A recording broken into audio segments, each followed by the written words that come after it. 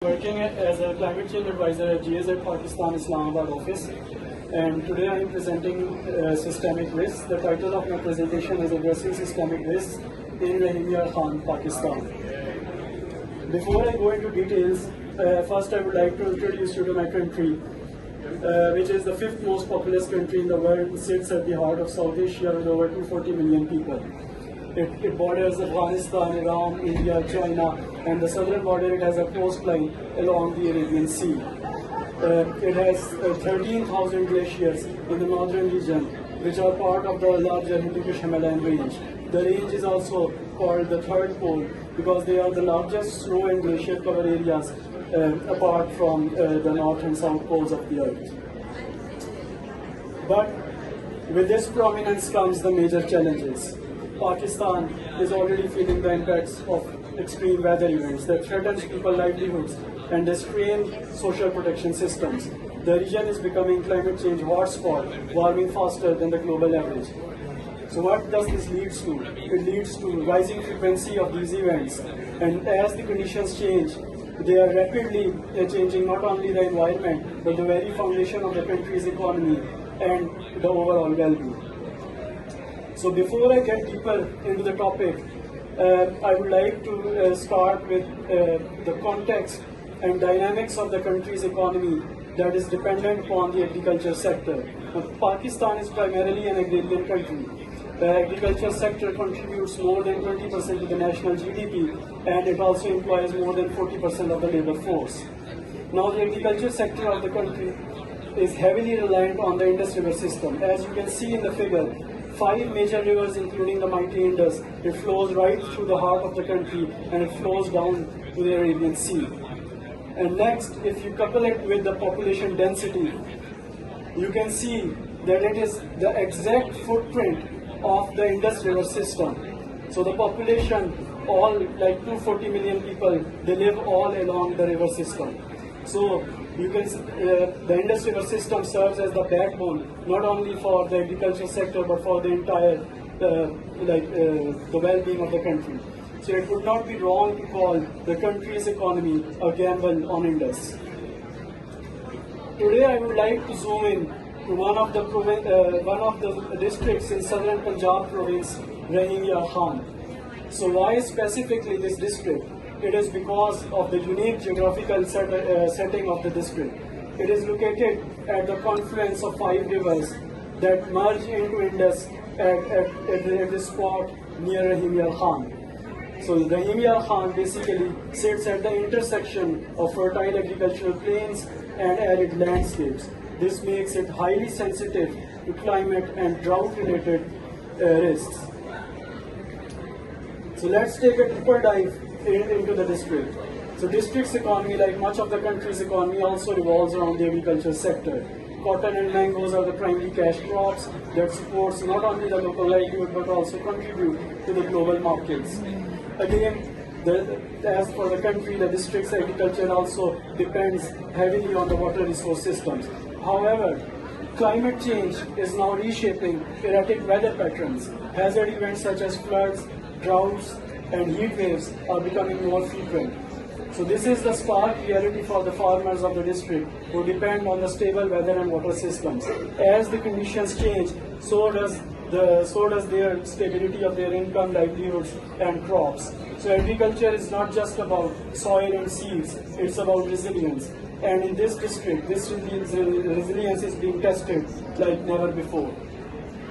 So here's the satellite image of one of the major floods Pakistan faced in 2022. Then they were known as the super floods. And you can see the satellite imagery of the district Rahim Yar on the right. It shows the extent of that flooded area in the district. And you can imagine what was the scale of those floods.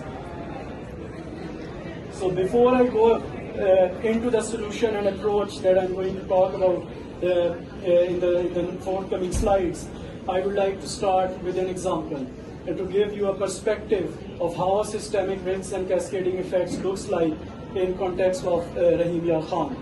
Now imagine a canal is widened upstream to provide more water to irrigating fields. It sounds like a very good solution. But in the downstream, farmers are now facing something very alarming. their fields are drying up. Why? Because of the decision that has been made upstream. So, but it does not end here. As the canal is widened upstream, the soil in the downstream regions, it becomes dehydrated. So now a typical rainfall, it leads to flash floods. Why? Because the soil is now unable to absorb the same amount of the water as it does before. So flash flood strikes, it wipes away the very same crops and some livestock. So communities are now facing double-edged sword. First water scarcity and now flooding. So farmers are now without their primary source of income. So this could lead to more severe social and economical consequences. So why does this happen?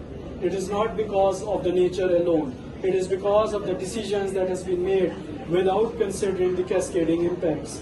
So this is what we call a systemic risks. So one decision can have a far-reaching consequences to create cycle of vulnerability and instability. So how do we prevent this?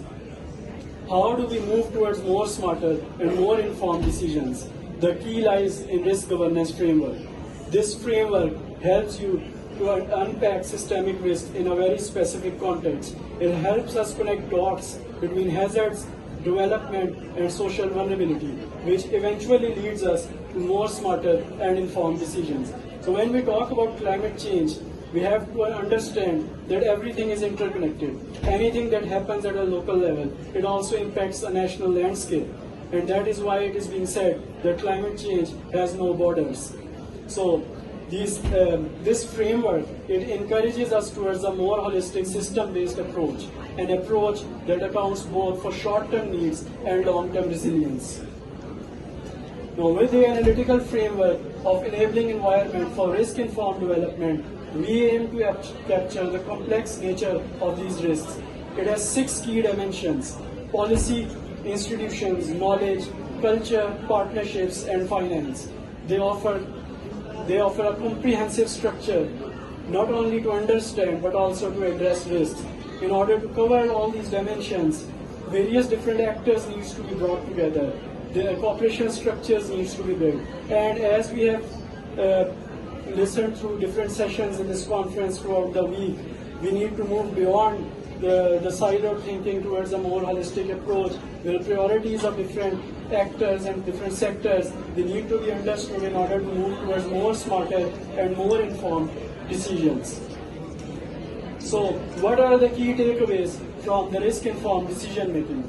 So we need to understand that risks are interconnected. So one decision can trigger a chain reaction of unintended consequences. We can't always predict every hazard, but we can definitely plan for the uncertainty. We also need to understand that development choices can create new risks, as we have seen in the example of Rahim Yar. We need to understand that we need to move beyond the siloed thinking, and cooperation across sectors is a key to reducing risk and safeguarding the development. We all need to understand that decisions we make today can reshape the future for better or for worse. And we are optimistic that Rahim Yar has the potential not only just to survive the hazards, but also to thrive through the smarter and risk-informed development. So in order to ensure resilience, we need to be more smarter, more informed, and more collaborative in how we approach risk. In the end, it is not just about surviving the climate crisis, it's about thriving in a changing world. So the framework I have presented today, it offers us a powerful tool for creating a sustainable future, a future where risks are managed and understood effectively. We also need to understand that we can't leave it all to chance. With the right approach, we can safeguard livelihoods, communities, and economies for generations to come. Thank you very much.